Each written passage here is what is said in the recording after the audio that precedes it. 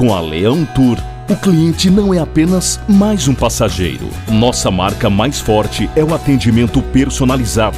Dos itinerários mais longos a viagens mais curtas, a Leão Tour oferece os destinos mais diversos, aconchegantes hospedagens e roteiros de entretenimento que cabem no seu orçamento. Se viajar é um prazer, com a Leão Tour, este prazer não tem limites. Acesse leãotourmilhas.com.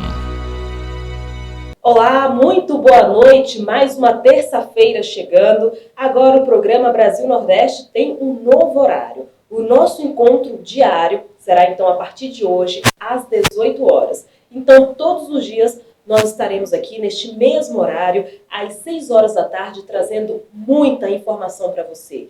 Hoje, dia 2 de março, é comemorado o Dia do Turismo. É uma data muito importante. O turismo é definido como o deslocamento de pessoas para locais além daquelas de sua familiaridade cotidiana e imediata por um período superior ao de 24 horas.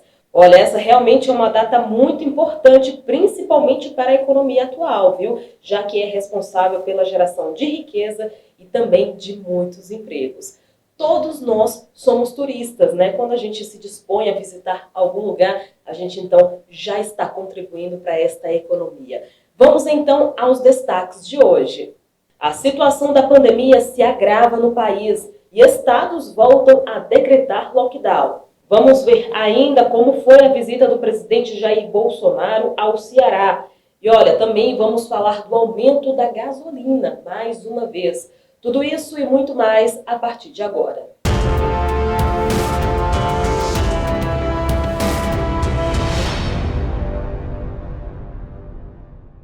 E a gente começa falando da pandemia no Brasil. Os especialistas estão chamando este momento que a gente está vivendo de segunda leva da contaminação da Covid-19. Milhares de casos foram registrados nos últimos dias e muitos governadores decretaram lockdown. Aqui no Distrito Federal, o governador Ibanez Rocha decretou o fechamento total das atividades. Vamos ver.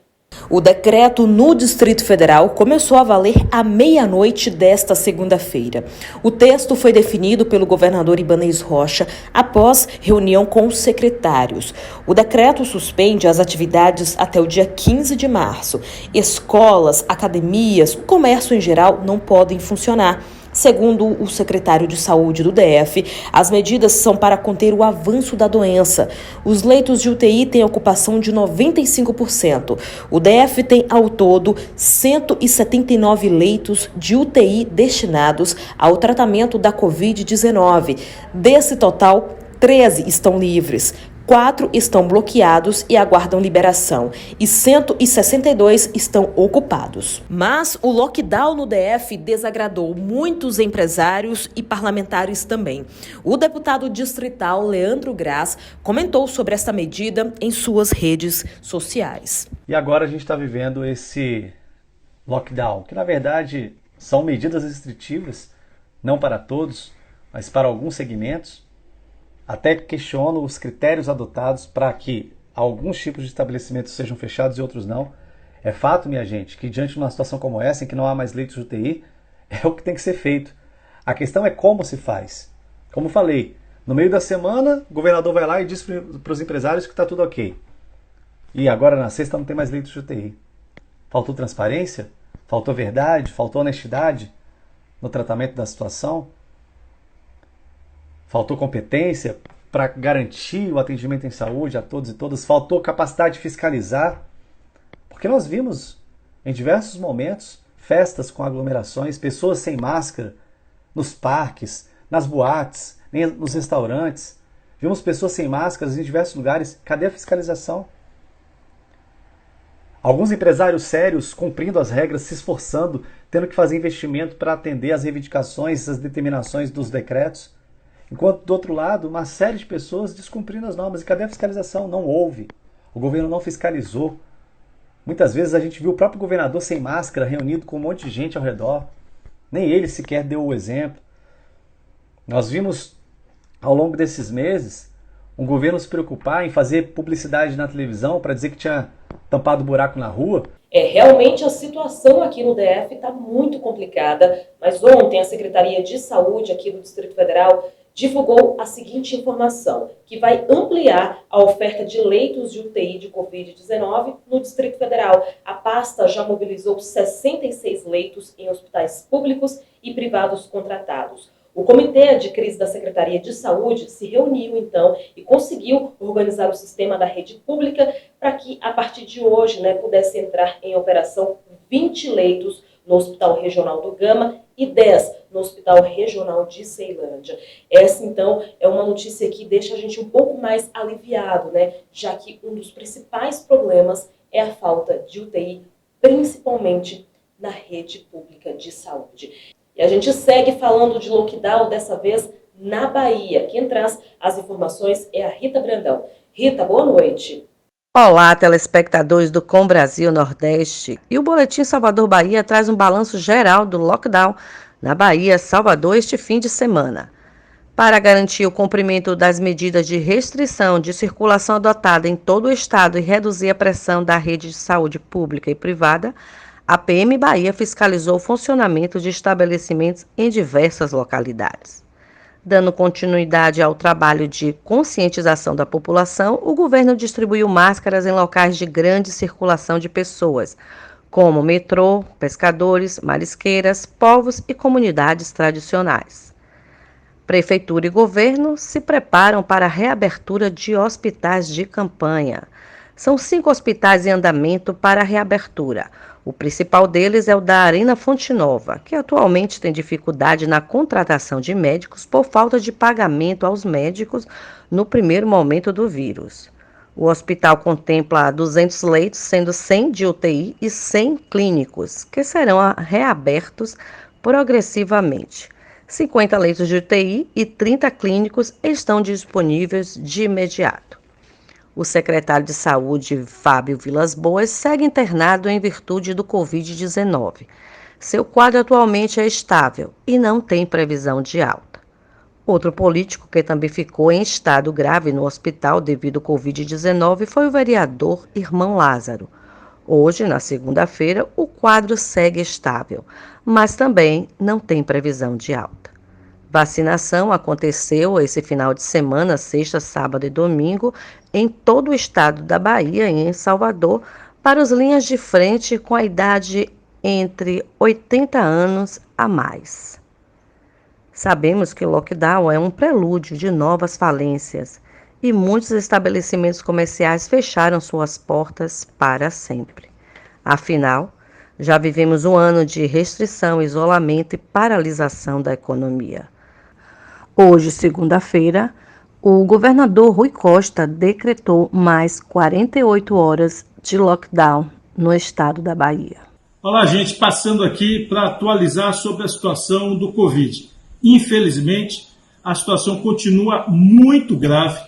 Só para vocês terem uma ideia, ao longo desses últimos 3 dias, foram 320 óbitos na Bahia. Os hospitais privados continuam operando a quase 100%. A rede estadual a mais de 90%, a grande maioria dos nossos hospitais. As UPAs e emergências lotadas. Só para vocês terem uma ideia, ao longo do dia de hoje estavam na fila, esperando a regulação, mais de 195 pessoas para um leito de UTI. Portanto, numa situação grave como esta, é a pior situação desde o início da pandemia. Conversamos com os prefeitos, com a União dos Prefeitos e com o prefeito da capital esta tarde e tomamos uma medida absolutamente necessária para salvar vidas humanas e para frear o crescimento do vírus. Prorrogar por mais 48 horas o funcionamento apenas das atividades essenciais. Isso para quase totalidade da Bahia, exceto 3 regiões apenas que estão com números menores, o Oeste, o Norte e o Nordeste. Além disso, estamos prorrogando o decreto do toque de recolher, de 20 horas até 5 da manhã, para todas as regiões e para todo o estado da Bahia, valendo até o próximo domingo. Quero fazer um apelo a você. Use máscara, mantenha um distanciamento. Precisamos atravessar esse momento crítico, que nunca, em nenhum momento, em toda a pandemia, nós vivemos. É com a força dos baianos, com a união dos baianos, que haveremos de superar esse momento crítico. Use máscara, mantenha o distanciamento e ajude a salvar vidas humanas. O governador disse que está faltando médicos para atender os pacientes de Covid. Não é verdade, governador. Infelizmente, o que falta é respeito. Falta respeito quando o senhor deixou de fazer concurso há mais de 10 anos, abrindo concurso para outras categorias e nenhuma vaga para médico.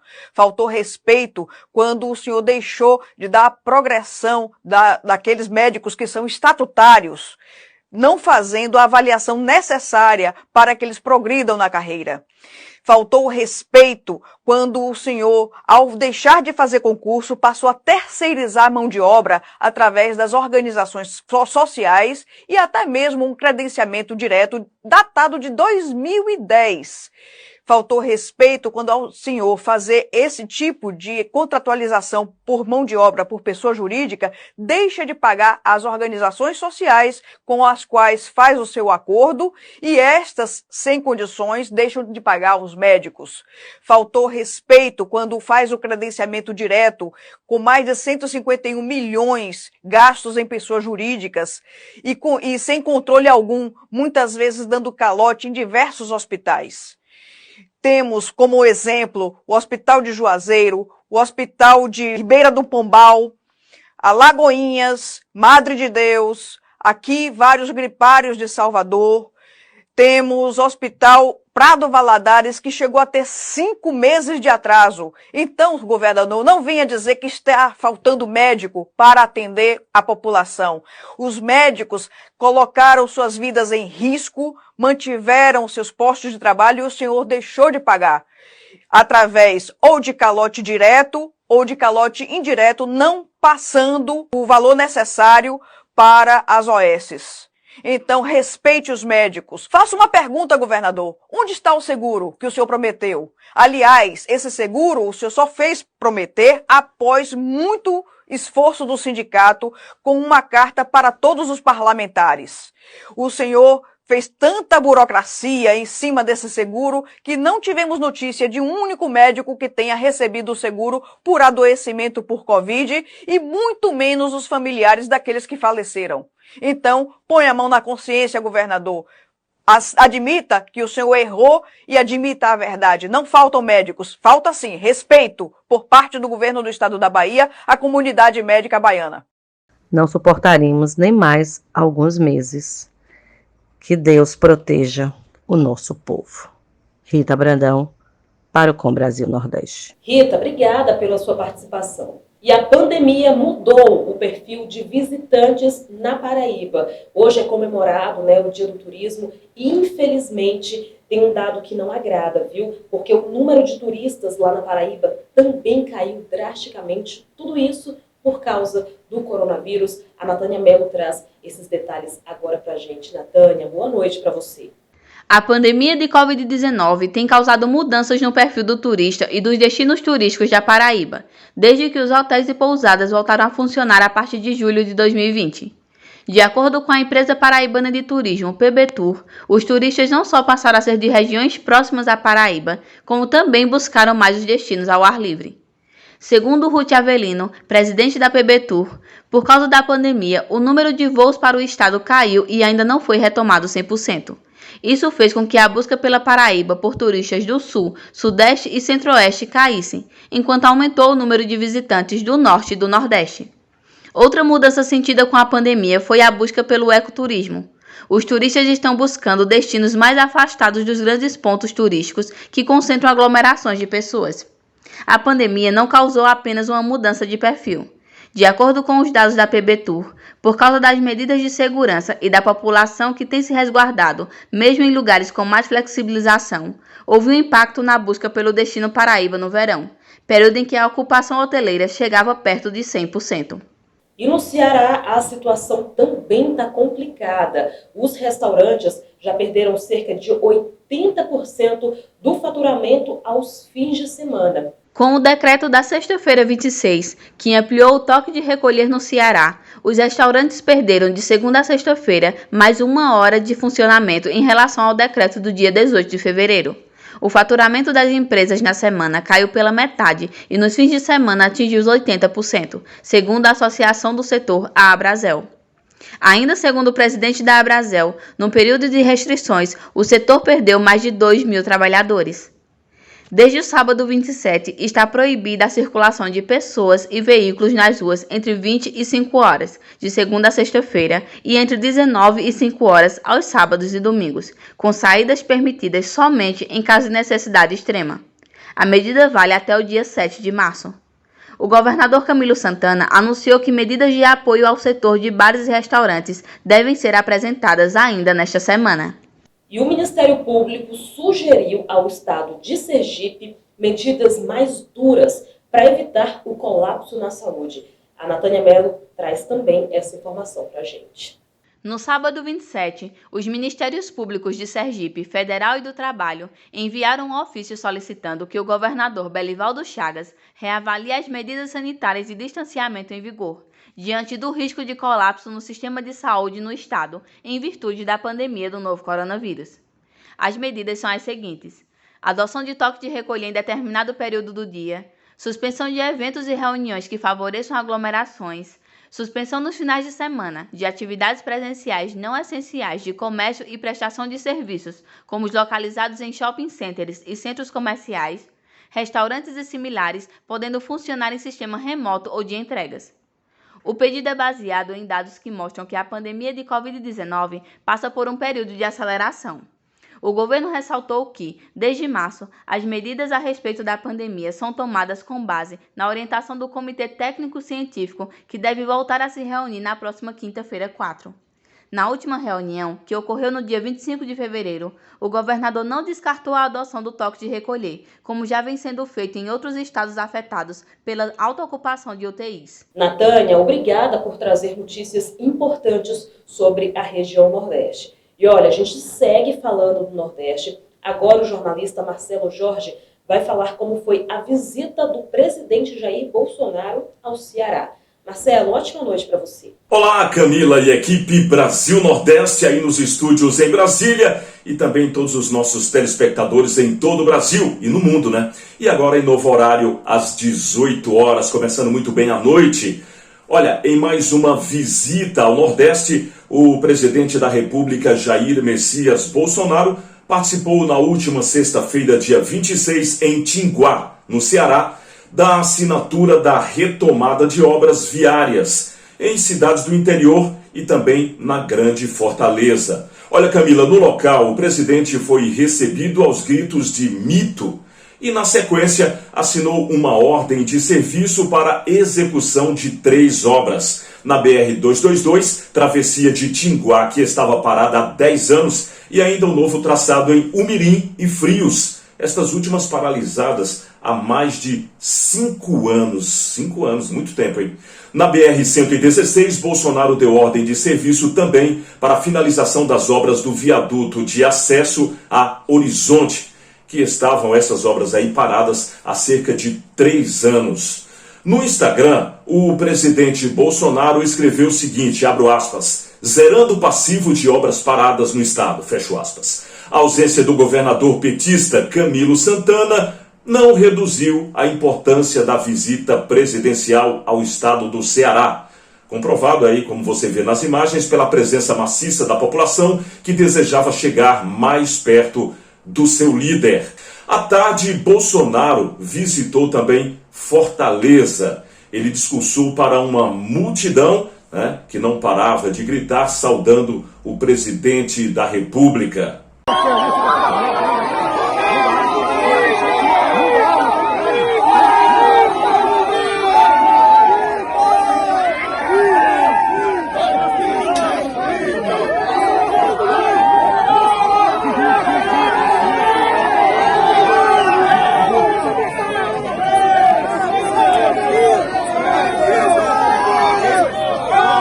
Olha, agora, curiosamente, mais uma vez, grande parte da imprensa do estado do Ceará, a maioria que recebe benefícios e verbas do governo do estado, naturalmente, deram o mínimo crédito à visita do presidente da República ao estado, não levando em conta a importância das entregas de tantas obras que estavam aí, como a gente falou, paralisadas e que agora beneficiarão milhares de cearenses.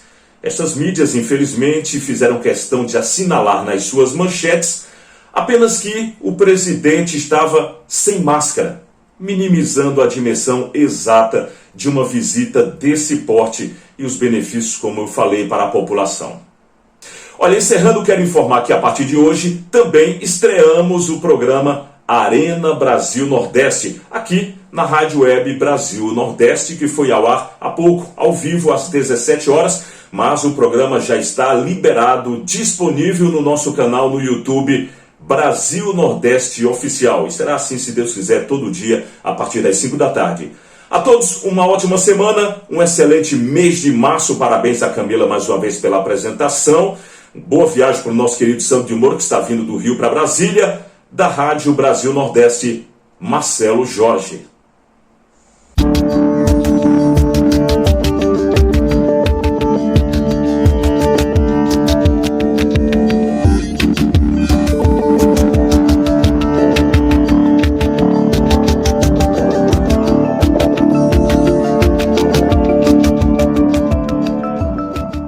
Obrigada, Marcelo, por acompanhar essa visita importante do presidente ao Ceará. A gente dá uma leve pausa aqui nas notícias de política, já a gente volta a atualizar esse cenário político, mas agora nós vamos abraçar as cidades aniversariantes do dia. Olha só, o parabéns então vai para Olímpia, que fica no estado de São Paulo, Guapirama, que fica no Paraná, e Itubi, que fica em Pernambuco. Parabéns então a todos os moradores dessas cidades. Vamos voltar a falar de política? Pois é, então agora é hora do nosso giro de governadores. A Natânia Mello fala então o que foi destaque nas mídias sociais dos governadores da região Nordeste. Olá, Camila. Vamos começar pelo governador do Ceará, Camilo Santana. Ele atualizou seu Twitter com informações sobre a chegada da vacina no estado. Disse que até esta quarta-feira estão sendo esperadas 122 mil doses da vacina.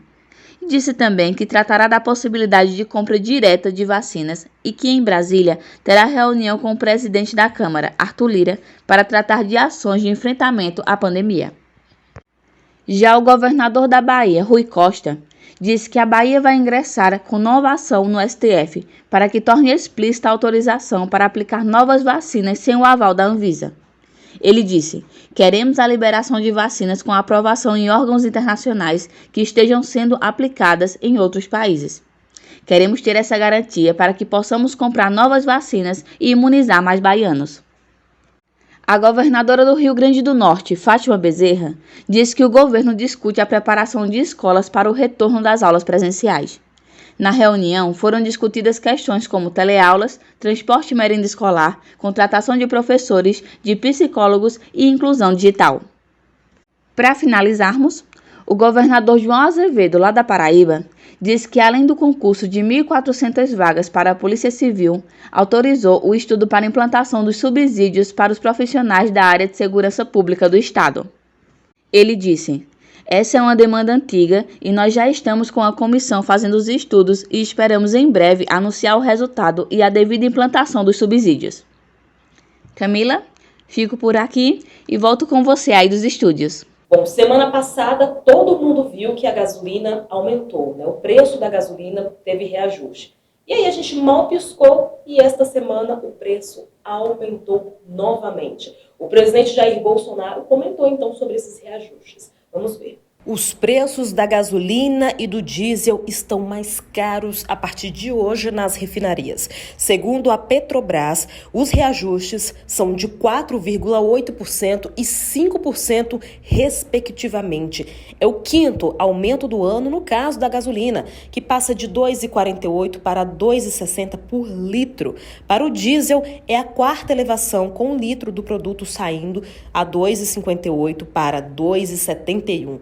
A alteração ocorre 10 dias após o presidente Jair Bolsonaro demitir pelas redes sociais o presidente da estatal, Roberto Castelo Branco, e indicar para o posto o general Joaquim Silva e Luna. A alta também atinge o gás de cozinha, que tem o seu terceiro aumento em 2021. O preço médio de venda da Petrobras às distribuidoras passa a ser R$ 3,05 por quilo, equivalente a R$ 39,69 por um botijão de 13 quilos.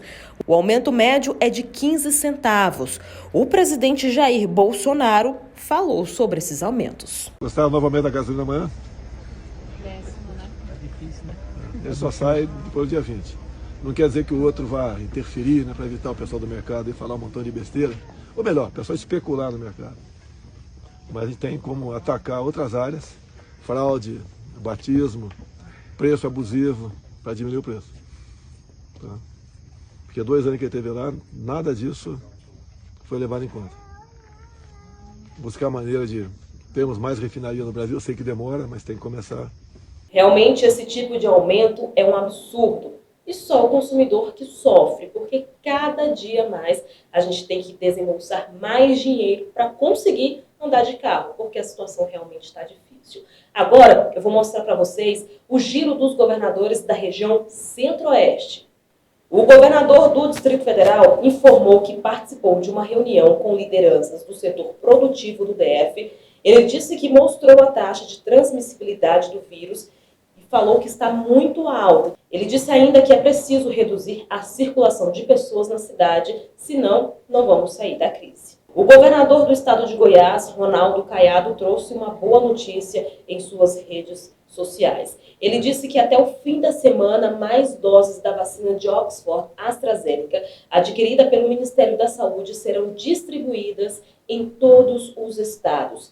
Isso prova que a união entre os entes federativos para fortalecer a compra do imunizante para o Brasil é extremamente importante. Já o Reinaldo Azambuja, governador de Mato Grosso do Sul, disse sobre o excelente trabalho de desenvolvimento do DOF no enfrentamento ao crime. Coloca Mato Grosso do Sul em destaque a nível nacional, sendo motivo de orgulho para todo o estado. Depois de tantas notícias sobre vacinas, lockdown, fechamento, aumento da gasolina, ufa, chegou a hora de respirar um pouquinho, né?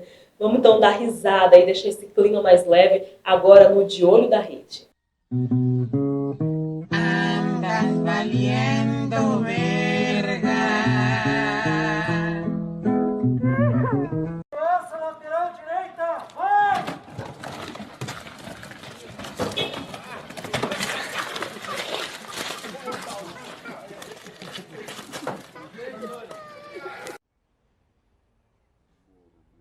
Vou arrotar, peraí. Arrotei. Você tava gravando. Tava? Olha, você tem que parar de arrumar essas confusão, velho. Não dá pra ir, não. Vem dar rolé na minha bicicletinha. Se tu se apaixonar, a culpa não é minha.